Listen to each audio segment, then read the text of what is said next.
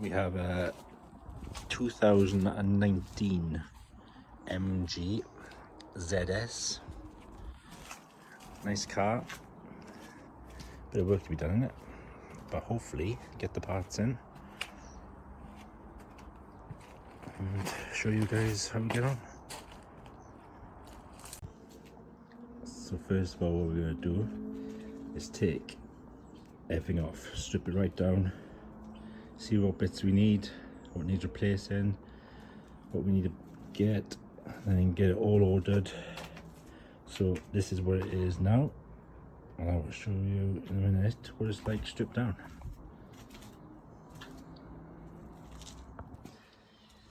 This is the car stripped down.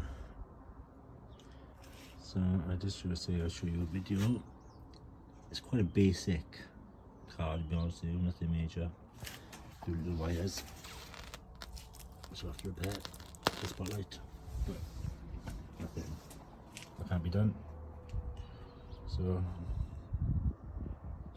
get the parts, try and get the parts now. So I've been to get the parts. This is what the guy gave me, which was a little bit helpful because for all the little bits, brackets and things like that.